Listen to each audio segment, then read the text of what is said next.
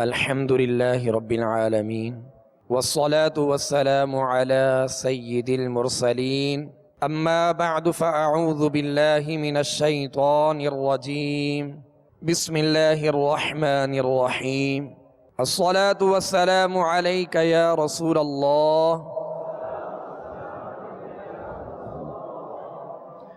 الصلاة والسلام عليك يا حبيب الله الصلاة والسلام عليك يا نبي الله وعلى آلك وأصحابك يا نور الله۔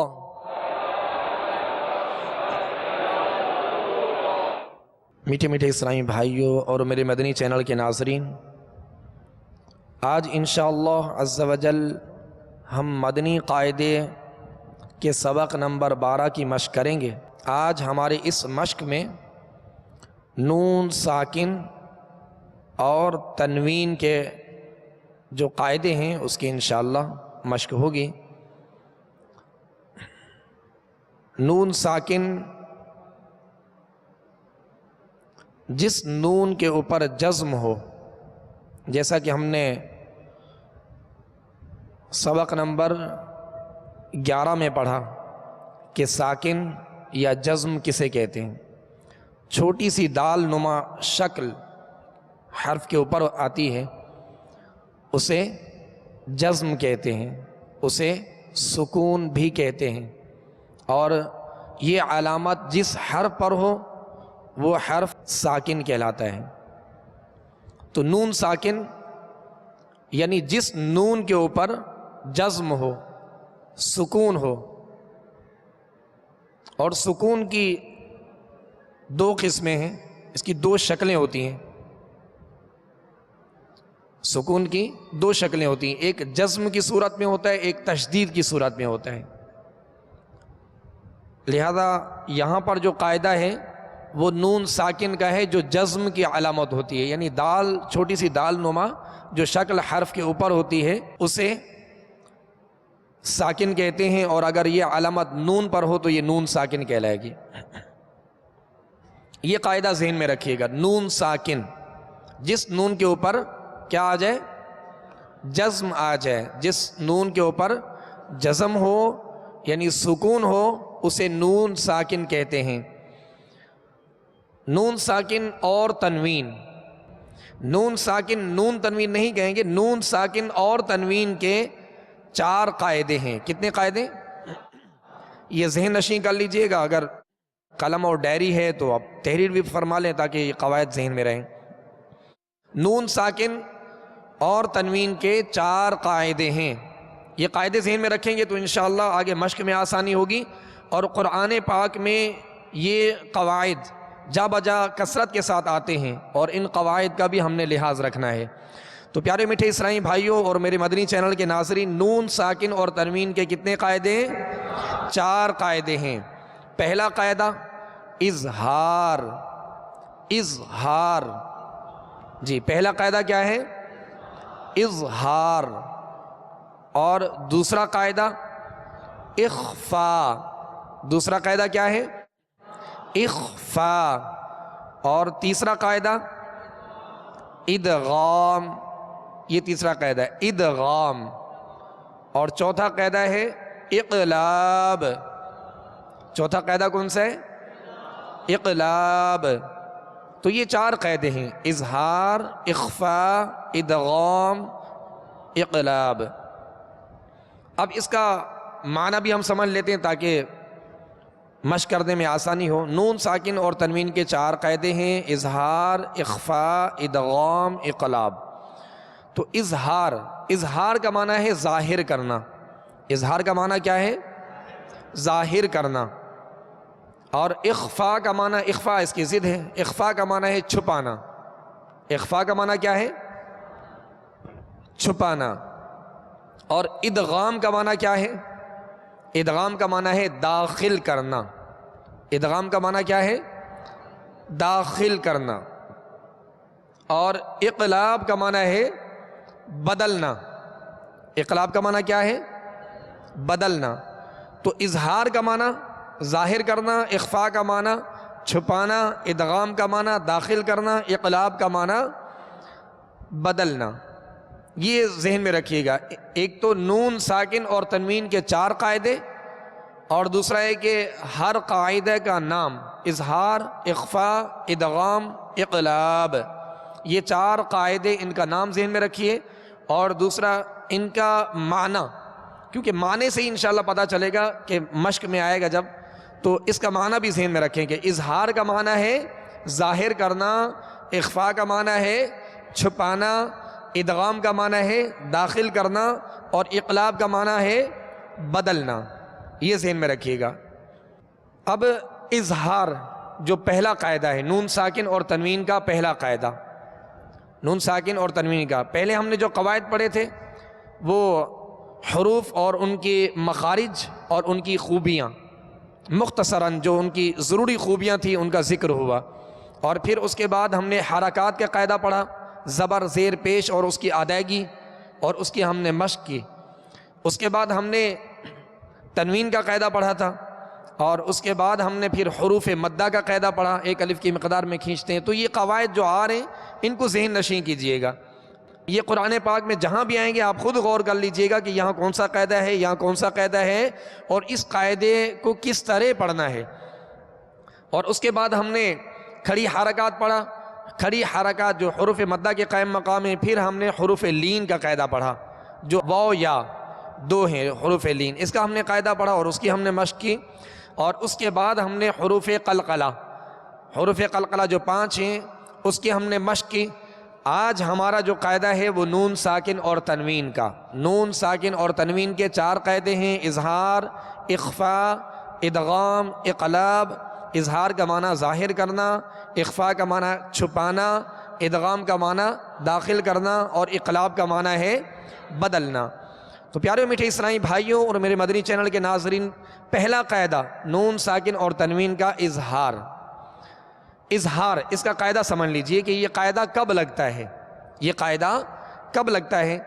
نون ساکن یا تنوین، نون ساکن یعنی وہ نون جس کے اوپر جزم ہو، دال نما شکل ہوتی ہے، تو وہ اگر نون کے اوپر یہ علامت ہو تو اسے نون ساکن کہتے ہیں۔ نون ساکن یا تنوین یعنی 2 زبر 2 زیر 2 پیش ہوں، یا نون ساکن ہو، نون ساکن یا تنوین کے بعد، نون ساکن یا تنوین کے بعد، پہلے نہیں، نون ساکن یا تنوین کے بعد، نون ساکن یا تنوین کے بعد حروف حلقی، حروف حلقی میں سے اگر کوئی حرف آ جائے تو وہاں اظہار ہوگا۔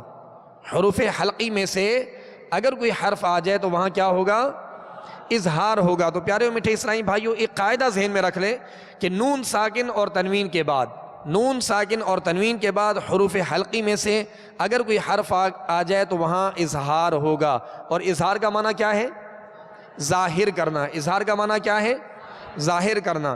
ایک تو قاعدہ یہ ذہن میں رکھنا ہے، یہ چاروں قواعد میں یہی آئے گا کہ نون ساکن اور تنوین کے بعد، نون ساکن اور تنوین کے بعد، یہ چاروں قواعد میں یہی آئے گا۔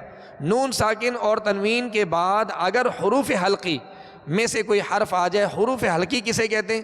جو حلق سے ادا ہوتے ہیں، حروف حلقی حلق سے ادا ہوتے ہیں۔ اور اس سبق نمبر 12 میں بھی لکھا ہے، مخارج کی لسٹ میں بھی آپ دیکھیں گے تو سب سے اوپر جو ہے یہ 6 حروف جو دیے گئے، حمزہ، ہا، عین، حا، غین، خا، تو یہ 6 حروف حروف حلقی کہلاتے ہیں۔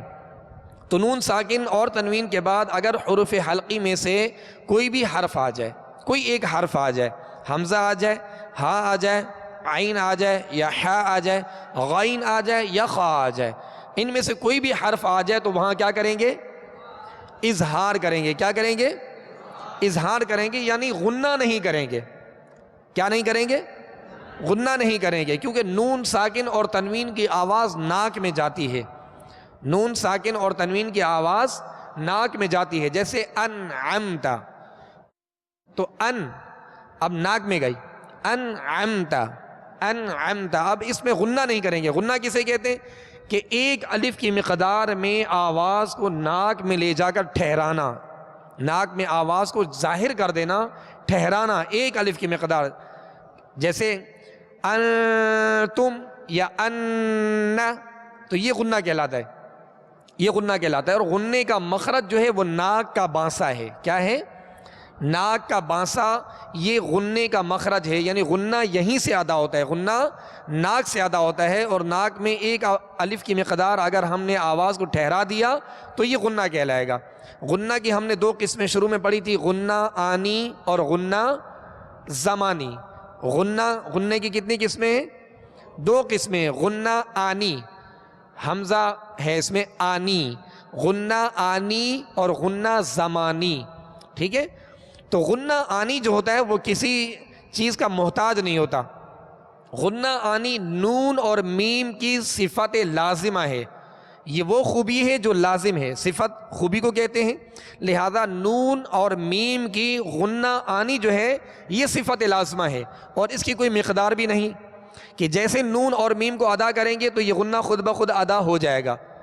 حالانکہ نون کا مخرج ناک نہیں ہے، نون کا مخرج ناک نہیں ہے، میم کا مخرج ناک نہیں ہے، مگر تھوڑی سی آواز جو ناک کی طرف سے لوٹ کر آ رہی ہے یہ غنہ ہے، اور اسے کہتے ہیں غنہ آنی، یعنی اس کی مقدار نہیں ہے۔ حرف نون یا حرف میم کے ادا ہوتے ہی یہ ادا ہو جاتا ہے، غنہ آنی، غنہ آنی۔ جیسے وما کہا، ما ناک سے آواز لوٹی، ٹھیک ہے؟ آنا، نا، تھوڑی سی آواز آپ محسوس کریں گے پڑھ کر، نون، تو یہ ناک سے جو آواز لوٹ رہی ہے یہ غنہ آنی ہے، یہ غنہ آنی کہلاتا ہے، اور یہ کسی سبب کا محتاج نہیں ہے۔ مگر غنہ زمانی وہ سبب کا محتاج ہے، اس کے لیے سبب کا ہونا ضروری ہے، اس کا سبب ہونا ضروری ہے، اور وہ اسباب آگے آئیں گے تو انشاءاللہ ہم اس کی مشق کریں گے، جیسا کہ ادغام میں غنہ کرتے ہیں، اخفاء میں غنہ کرتے ہیں، اقلاب میں غنہ کرتے ہیں، مگر اظہار میں غنہ نہیں کرتے۔ اس بات کو ذہن میں رکھیے گا۔ تو پیارے میٹھے اسرائیلی بھائیوں اور میرے مدنی چینل کے ناظرین، آج ہم نے نون ساکن اور تنوین اور اس کے چاروں قاعدے، ان کے نام اور ان کا معنی، اور پھر اظہار کا ہم اور ادغام کا، اظہار کا ہم قاعدہ جو ہے وہ سیکھ رہے ہیں کہ نون ساکن اور تنوین کے بعد اگر حروف حلقی میں سے، یعنی حمزہ، ہا، عین، حا، غین، خا، ان 6 حروف میں سے کوئی بھی حرف آ جائے تو وہاں غنہ نہیں کریں گے، بلکہ کیا کریں گے؟ اظہار کریں گے۔ کیا کریں گے؟ اظہار کریں گے۔ یہاں اظہار کا قاعدہ ہوگا، جیسے سورہ فاتحہ میں ہم پڑھتے انعمتا، اس کو ہم یوں نہیں پڑھیں گے انعمتا، تو یہ جو آواز ٹھہرائی یہ غنہ کہلایا۔ اب نون ساکن ہے، نون ساکن کے بعد عین آ گیا، عین حروف حلقی میں سے، عین حروف حلقی میں سے، اب یہاں غنہ نہیں کریں گے، انعم،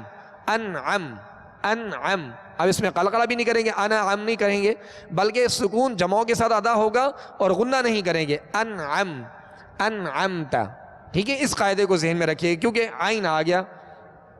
اسی طرح اگر علی من حکیمہ، تو یہ علی من، میم پر 2 زبر ہے، اس کے بعد حکیمہ، ہا کون سا حرف ہے؟ حروف حلقی میں سے، حروف حلقی میں سے، تو یہاں بھی غنہ نہیں کریں گے، علی من حکیمہ یوں نہیں پڑھیں گے، بلکہ علی من حکیمہ یوں پڑھیں گے۔ تو اب اس قاعدے کو ذہن میں رکھیے گا۔ اس کے بعد دوسرا قاعدہ ہے اخفاء کا۔ دوسرا قاعدہ کون سا ہے؟ اخفاء کا۔ نون ساکن اور تنوین کا دوسرا قاعدہ اخفاء ہے۔ اخفاء کا معنی کیا ہے؟ اخفاء کا معنی کیا ہے؟ چھپانا۔ اخفاء کا معنی کیا ہے؟ چھپانا۔ تو جب اخفاء کریں گے، یعنی نون ساکن اور تنوین کے بعد حروف اخفائی میں سے کوئی حرف آ جائے، حروف اخفائی 15 ہیں۔ کتنے ہیں؟ 15 حروف اخفائی کتنے ہیں؟ 15۔ تو 15 حروف میں سے کوئی حرف اگر آ جائے تو وہاں کیا کریں گے؟ اخفاء کریں گے، یعنی ناک میں آواز کو لے جا کر ظاہر نہیں بلکہ چھپائیں گے۔ کیا کریں گے؟ چھپائیں گے۔ جیسے اس سبق نمبر 12 میں آپ تیسری لائن میں دیکھیں گے، من جوع، تو جو ہم نے پڑھا من، اب اس کو من ایک دم واضح نہیں بلکہ چھپائیں گے، ظاہر نہیں کریں گے اس گنے کو ناک میں جا کر، بلکہ چھپائیں گے. من جو نہیں بلکہ من جو، من جو. آواز محسوس ہو رہی نا آپ کو؟ ایک ظاہر کرنا من اور ایک من، من من. تو یہ من جو میں کہہ رہا ہوں یہ ہے چھپانا، اور یہ اخفاء کا طریقہ ہے، یہ اخفاء کے غننے کا طریقہ ہے. لہذا حروف اخفائی بھی آپ یاد کر لیجئے گا.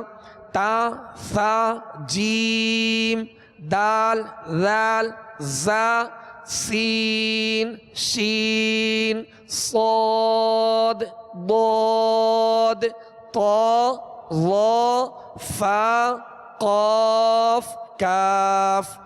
تو نون ساکن اور تنوین کے بعد اگر حروف اخفائی میں سے ان 15 حروف میں سے اگر کوئی حرف آ جائے تو وہاں کیا کریں گے؟ اخفاء کریں گے. کیا کریں گے؟ اخفاء کریں گے. اور اخفاء کا معنی کیا ہے؟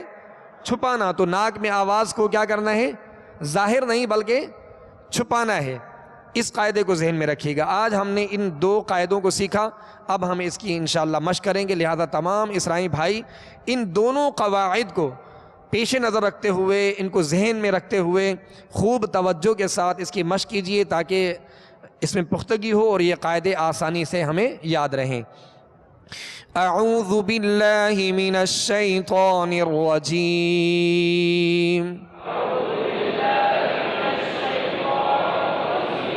بسم اللہ الرحمن الرحیم.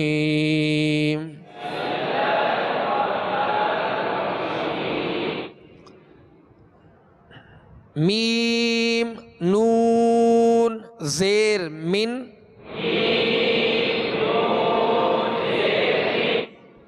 حمزہ زبر ا، من ا، جیم زبر جا، من اجا، لام 2 زیر لن، من اجالن. اب یہ قاعدہ آپ بتائیے گا، قاعدہ کون سا ہے یہاں پہ؟ ماشاءاللہ. تو یہاں قاعدہ اظہار کا ہے. ٹھیک ہے، نون ساکن ہے، اور نون ساکن کے بعد کیا ہے؟ نون ساکن کے بعد حمزہ ہے، اور حمزہ حروف حلقی یعنی 6 حروف جو ہیں ان حروف میں سے حمزہ ہے.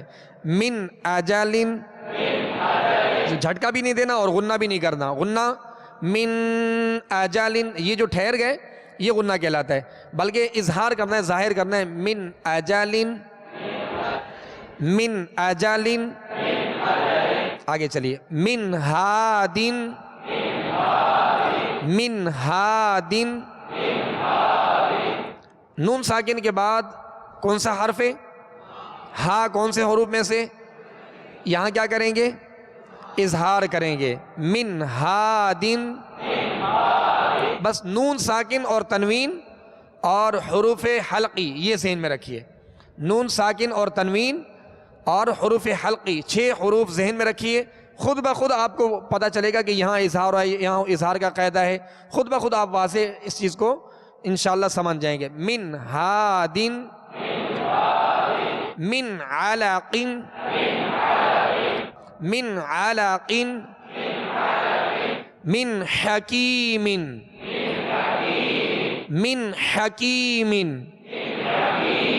اب یہ ترتیب سے جو ہے مدنی قاعدے میں پیارے اسلامی بھائی اور میرے مدنی چینل کے ناظرین آپ دیکھ رہے ہوں گے کہ یہ ترتیب سے حروف حلقی دیے گئے، قواعد دیے گئے. اب ہم نے پڑھا من اجالن، تو حمزہ، ہا، عین، ہا، غین، خا، یہ حروف حلقی ہیں. حمزہ، ہا، عین، ہا، غین، خا. آپ دہرائیے.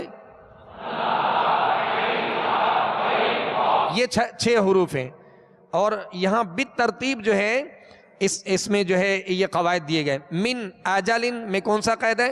اظہار کا، اس لیے حمزہ آ گیا. ٹھیک ہے. من ہادن، نون ساکن کے بعد کیا ہے؟ ہا ہے، اور ہا حروف حلقی میں سے، تو حمزہ، ہا 2 ہو گئے. اب من علقن، نون ساکن کے بعد کون سا قید ہے؟ عین آ رہا ہے، تو کون سا قاعدہ لگے گا؟ اظہار کا. من حکیم،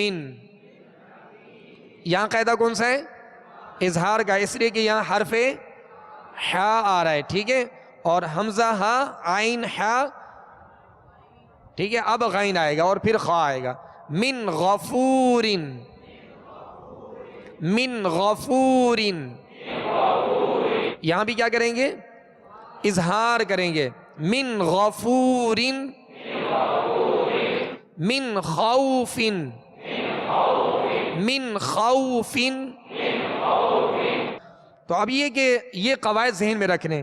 اب یہ ہم نے حروف حلقی اظہار کا قاعدہ ہم نے سیکھا، اس کو پھر دہرائیے. سبق نمبر 12 کی سطر نمبر 1. من اجل، من ہاد، من علق، من حکیم، من غفور، من خوف. یہ اظہار کا قاعدہ تھا، ٹھیک ہے. اب انشاءاللہ آگے جو ہے اخفاء کا قاعدہ ہے. اخفاء کا ہم نے قاعدہ کیا پڑھا تھا کہ نون ساکن اور تنوین کے بعد، نون ساکن یا تنوین کے بعد حروف اخفاء جو 15 حروف ہیں، ان حروف میں سے کوئی بھی حرف آ جائے تو وہاں کیا کریں گے؟ اخفاء کریں گے اور غنہ کریں گے، اور غنہ ناک میں آواز چھپا کر کریں گے، ٹھیک ہے. غنے کی آواز کو چھپا کر کریں گے، ایک دم ظاہر کر کے نہیں. ایک غنہ ہوتا ہے من، ایک ہوتا ہے من، تو آواز کو ناک میں لے جا کر چھپائیں گے، ٹھیک ہے. اب اس کو پڑھتے ہیں ہم. فمن تبع، اچھا غنہ زمانی جو ہم نے پڑھا تھا، غنہ جو سبب کسی سبب کے تحت آتا ہے اسے غنہ زمانی کہتے ہیں. اور اس غنے کی مقدار کیا ہے؟ 1 الف کی مقدار. 1 الف یعنی 2 حرکت کی مقدار میں غنہ کریں گے. فمن تبع، فمن تبع من ثمرة،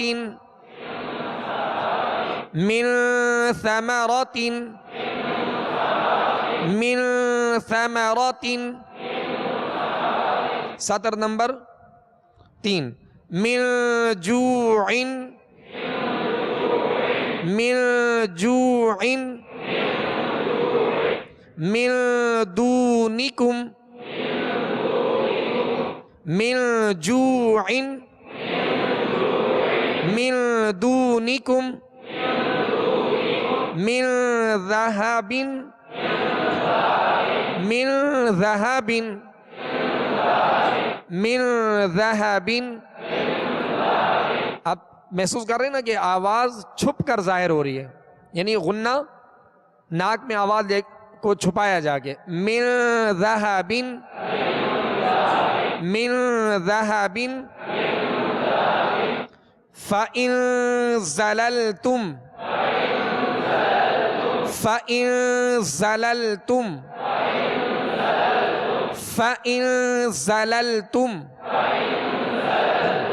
اب سطر نمبر 4. من سفیہ، من سفیہ،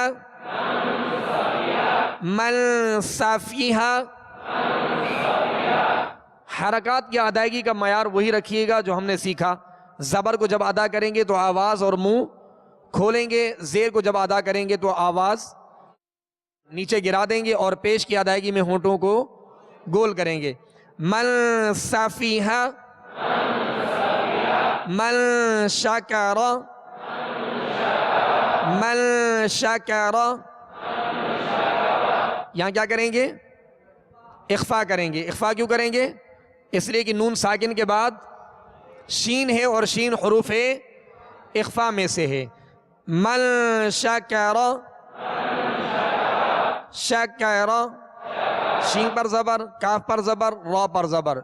تینوں زبروں کا یعنی تینوں حروف کی جو حرکت ہے اس کی مقدار یعنی اس کو بغیر کھینچے جو پڑھ رہے ہیں اس کو برابر رکھنا ہے. ایسا نہ ہو کہ کوئی حرف کسی کی حرکت دراز ہو جائے. من شکر، من شکر. من صلصال، من صلصال، من صلصال. ان ضللت ان ضللت تو پیش ادا کریں گے تو جی ان ضللت ضاد کو پر پڑھیں گے اس لیے کہ یہ حروف مستعلیہ میں سے ان ضللت سطر نمبر 5 من طین من طین من ظلم من ظلم من فروج من فروج فا کو اس کے مخرج سے ادا کیجئے من فروج من قبل قاف کو پر پڑھیں گے حروف مستعلیہ میں سے ہے اور من پہ غنہ کریں گے اخفا کا غنہ ہے من قبل من قبل صلو علی الحبیب صلی اللہ تعالی علی محمد صلی اللہ علیہ وسلم اعوذ باللہ من الشیطان الرجیم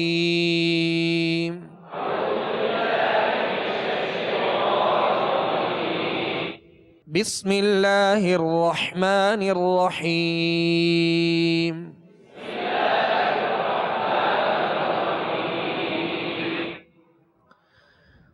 والضحى والضحى ضاد پر پیش ہے ہونٹوں کو گول کر کے پڑھیں گے اور ضاد کو پر پڑھیں گے اس لیے کہ حروف مستعلیہ میں سے ہے اور والضحى ہا پر کھڑا زبر ہے ہا پر کھڑا زبر ہے تو جیسے یہ لکھا ہے اسی طرح وقف کریں گے اور یا جو ہے یہاں نہیں پڑھیں گے والضحى واللیل اذا سجا والضحى واللیل اذا سجا ما ودعك ربك وما قلى ما ودعك ربك وما قلى پیارے اسلامی بھائیو یہاں دیکھیں ما ہم نے اس کو کھینچا ودعک دال پر عین پر کاف پر کیا ہے زبر ہے آواز اور منہ کھول کر پڑھیں گے اور کھینچیں گے نہیں دراز نہیں کریں گے حرکات کو جیسے ہم نے پڑھا تھا مدنی قاعدے میں وہی معیار رکھیے اور وہی انداز رکھیے ما ودعک دعک دعک ودعک سمجھ رہے نا آپ اور اسی طرح ربک ربک ربک نہیں ربک ایسے نہیں بلکہ با پر صرف پیش ہے تو اس کو بغیر کھینچے پڑھیں گے اور معروف طریقے سے ہونٹ گول کر کے پڑھیں گے ربک کاف کو بھی نہیں کھینچیں گے وما یہاں الف مدہ آ گیا ٹھیک ہے اب یہ تمام قواعد اور حرکات کی ادائیگی ذہن میں رکھیے گا اگر یہاں پر ہم نے کھینچ دیا تو حرف مد پیدا ہو جائے گا کیا ہوگا حرف مد جیسے کسی نے پڑھا ودعک تو کاف کے ساتھ الف مدہ پیدا ہو گیا تو حرف لفظ کے اندر حروف کا گھٹانا یا بڑھانا یہ بڑی غلطی کہلاتی ہے کیا کہلاتی ہے بڑی غلطی کہلاتی ہے لحن جلی کہلاتی ہے اور اگر یہ غلطی سرزد ہو جائے تو بسا اوقات معنی بھی بدل جاتے ہیں ما ودعك ربك وما قلى وَلَلْآخِرَةُ خَيْرٌ لَكَ مِنَ الْأُولَى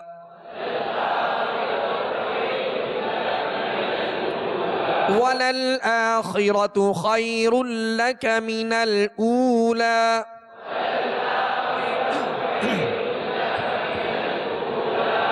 خیر اللہ خی پہ کون سا قاعدہ ہے یا لین کا ماشاءاللہ وَلَلْآخِرَةُ خَيْرٌ لَكَ مِنَ الْأُولَى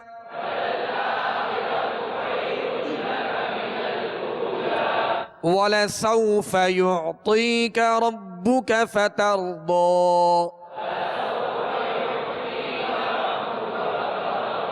يُعْطِيكَ عین پڑھیں گے يعطي یا مدہ ہے وَلَسَوْفَ يُعْطِيكَ رَبُّكَ فَتَرْضَى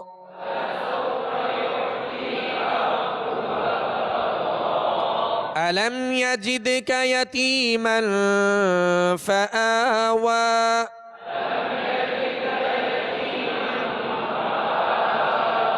علم یجد یہاں قاعدہ کون سا ہے آپ بتائیے؟ قلقلہ کریں گے ماشاءاللہ، اس لیے کہ یہ دال حروف قلقلہ میں سے اور ساکن ہے یہاں پہ. علم یجدک یتیما فآوى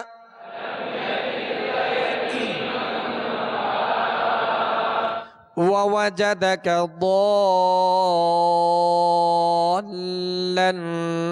فهدى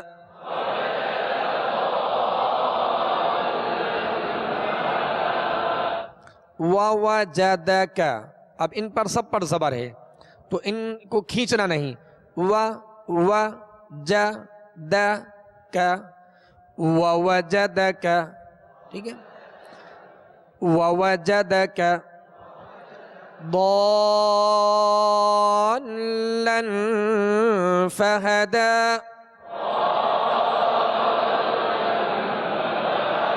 اب ضاد کے الف کے اوپر آپ دیکھیں گے کہ ایک لکیر ہے اور یہ لکیر مد کی علامت ہوتی ہے، اس کو کھینچا جاتا ہے. یہاں مد لازم ہے انشاءاللہ عز و جل.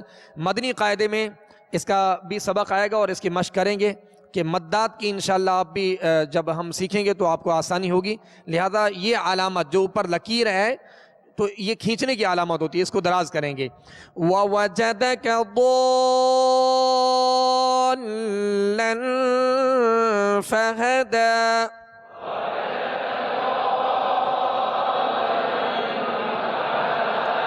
وَوَجَدَكَ عَائِلًا فَأَغْنَى.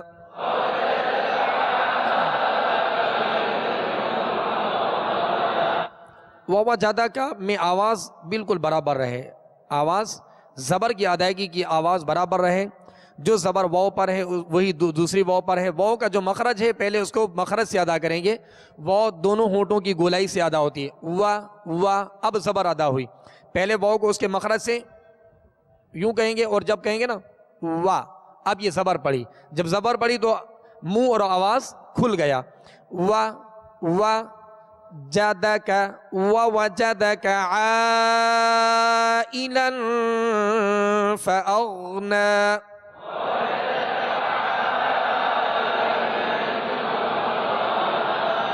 تو عین کو ہم جو کھینچا، عین کے ساتھ الف مدہ ہے اور اس کے اوپر آپ دیکھیں گے کہ یہ لکیر ہے. یہ جو اوپر ہے اس کی علامت ہے کہ اس کو ہم نے دراز کرنا ہے. آگے قاعدہ ہے عائلن، لام پر کیا ہے؟ دو زبر کی تنوین. ٹھیک ہے. اس کے بعد کون سا حرف ہے؟ فا. فا کون سے حروف میں سے؟ ماشاءاللہ حروف اخفا میں سے. یہاں کیا کریں گے؟ غنہ کریں گے. وَوَجَدَكَ عَائِلًا فَأَغْنَى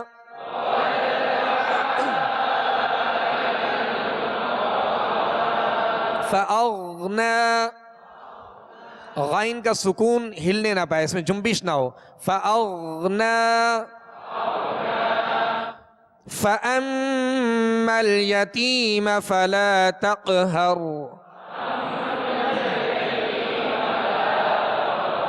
تق قاف پہ کون سا قاعدہ ہے؟ قلقلہ. ماشاءاللہ. فَأَمَّا الْيَتِيمَ فَلَا تَقْهَرْ وَأَمَّا السَّائِلَ فَلَا تَنْهَرْ.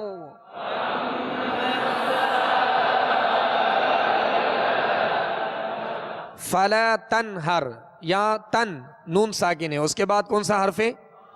ہا. کیا کریں گے؟ یہاں پر اظہار کریں گے، ظاہر کر کے پڑھیں گے. یہاں تنہر نہیں پڑھیں گے، غنہ نہیں کریں گے. فَلَا تَنْهَرْ وَأَمَّا السَّائِلَ فَلَا تَنْهَرْ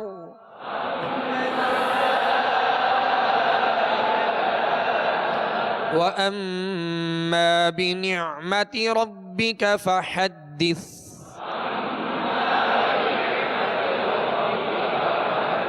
وَأَمَّا بِنِعْمَةِ رَبِّكَ فَحَدِّثْ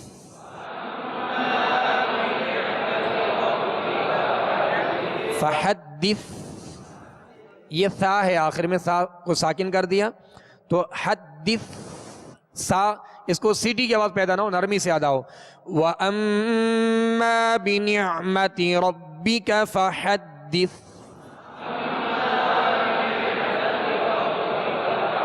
صدق اللہ العظیم. صلو علی الحبیب صلی اللہ تعالی علی محمد.